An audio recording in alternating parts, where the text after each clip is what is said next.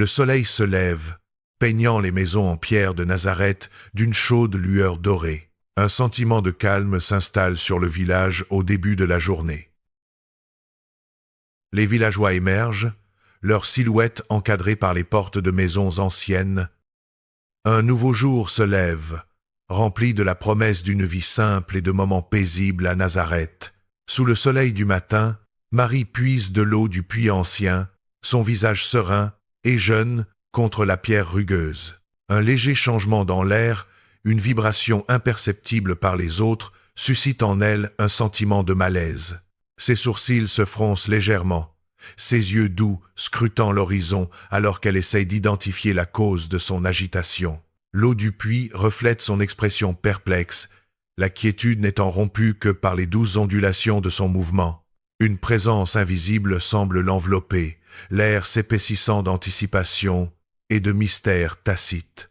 Marie revient, une cruche d'eau à la main, vers sa modeste demeure, un sanctuaire de calme au milieu de la journée de labeur. La lumière du soleil traverse les fenêtres, mettant en valeur l'intérieur simple mais ordonné de la maison. Chaque objet à sa place, un témoignage du soin et de la résilience de Marie.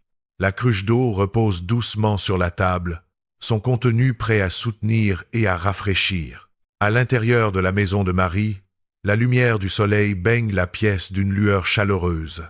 Marie est assise, ses mains dansant sur la laine brute, avec une aisance pratique.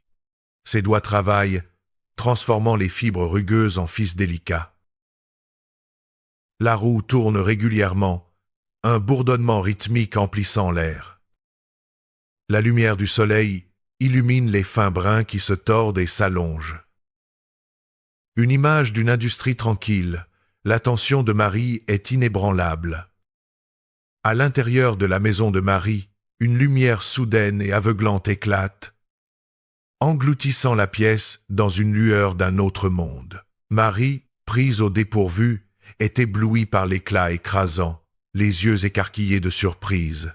Le fuseau glisse de ses doigts engourdis, claquant sur le sol alors que la lumière s'intensifie. La lumière intense captive Marie, un instant d'émerveillement silencieux et peu, être de peur, gravé sur son visage. À l'intérieur de la maison de Marie, la lumière entre par la fenêtre. Une silhouette éthérée commence à se dessiner, prenant forme dans la douce lumière. L'ange Gabriel apparaît, sa présence emplissant la pièce d'une radiance céleste.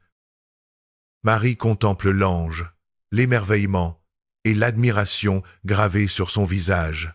Marie lève les yeux, ses yeux écarquillés d'émerveillement et peu, être d'une pointe de peur, alors que le visiteur céleste s'adresse à elle. « Salut, Marie, comblée de grâce, le Seigneur est avec toi. » Un sentiment de destin pèse lourdement dans l'air, alors que le message divin change la vie de Marie pour toujours. Son cœur battait la chamade. Un battement de tambour frénétique, résonnant dans la pièce silencieuse. Elle se sent petite et vulnérable, la salutation inattendue trop grandiose pour son humble existence. Ses yeux reflètent la chaleur et la compréhension, espérant dissiper les ombres qui assombrissent l'expression de Marie. Son calme est une promesse silencieuse de réconfort, cherchant à apaiser son cœur troublé. Dans la chambre simple de Marie, la lumière du matin entre par la fenêtre. Gabriel se tient devant Marie, une douce lumière émanant de lui. La présence de Gabriel remplit la pièce d'une chaleur divine. « N'aie pas peur, Marie, » Gabriel dit, d'une voix douce mais puissante. « Tu concevras un fils, et tu lui donneras le nom de Jésus, Gabriel reveals, a momentus destiny unveiled. » L'expression de Gabriel est résolue. Ses yeux brillent d'une conviction inébranlable. Sa voix résonne dans la petite pièce, chaque mot portant le poids de la prophétie. Il sera grand et sera appelé Fils du Très-Haut. Gabriel déclare, d'une voix résonnant d'une autorité divine. Et le Seigneur Dieu lui donnera le trône de David, son père. Une douce lumière filtre à travers des rideaux brodés, illuminant un intérieur modeste mais chaleureux chez Marie. Sa voix résonne d'une autorité divine alors qu'il parle d'un règne éternel. Le visage de Marie est empreint de confusion et d'un besoin désespéré de comprendre. Sa voix tremble alors qu'elle cherche des réponses dans le lourd silence. Comment cela se fera-t-il, puisque je ne connais point d'homme? Ces mots planent dans l'air, sans réponse, soulignant son incrédulité et sa vulnérabilité. Une douce lumière baigne la pièce, révélant un intérieur modeste mais chaleureux, inondé de soleil. Gabriel apparaît, sa présence emplissant la petite pièce d'une lueur éthérée. Sa voix résonne doucement. Le Saint-Esprit viendra sur toi, te couvrira de son ombre. Le saint enfant qui naîtra sera appelé Fils de Dieu.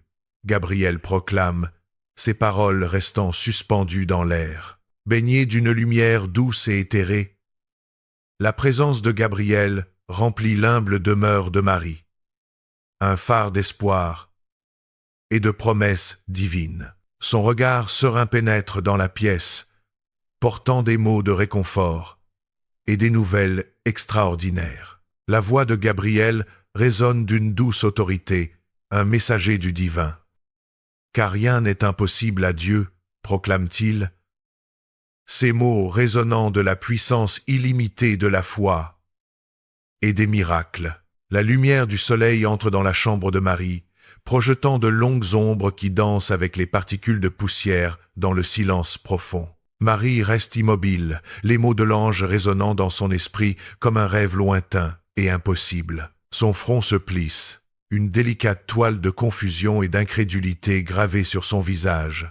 Ses yeux s'écarquillent, reflétant un sentiment d'émerveillement naissant qui lutte contre le poids de la réalité. Elle serre le tissu simple de sa robe, cherchant à s'ancrer face à l'extraordinaire. Le silence s'approfondit, rompu seulement par le plus doux murmure de son souffle, alors qu'elle contemple l'impossible. La lumière entre dans la chambre, illuminant des particules de poussière dansant dans l'air, alors qu'elle lève les yeux vers l'ange, reflétant un mélange d'émerveillement et d'étonnement face à la vision céleste qui s'offre à elle. Une lumière douce et éthérée baigne son visage, soulignant le léger changement d'expression. La peur initiale s'estompe, remplacée par un profond sentiment de tranquillité qui l'envahit. Ses épaules se détendent, la tension quitte son corps alors qu'elle se rend au moment présent. Une paix intérieure s'installe en Marie, son regard fixé sur l'ange avec une sérénité retrouvée. Marie parle, sa voix claire et ferme, résonnant d'une conviction inébranlable. Ses yeux brillent de foi alors qu'elle commence à parler. « Voici la servante du Seigneur », Marie proclame, sa voix emplie de dévotion. L'ange s'estompe, sa forme radieuse se dissolvant dans la douce lumière de la pièce. Marie est de nouveau seule, le silence amplifiant le poids de la rencontre. La lumière du soleil traverse la fenêtre, projetant de longues ombres qui dansent sur les murs. Son cœur bat la chamade, rempli d'admiration et d'un soupçon d'appréhension. Elle serre les mains, le souvenir des mots de l'ange résonnant dans son esprit. Marie est assise en silence, son regard fixé sur ses mains, une tempête de prise de conscience grondant en elle. Un changement profond se produit lorsque Marie est confrontée au changement irréversible de sa vie. D'un profond soupir, elle embrasse son destin, son expression s'adoucissant d'une détermination nouvelle. L'humilité submerge Marie, alors qu'elle accepte son destin avec une foi inébranlable.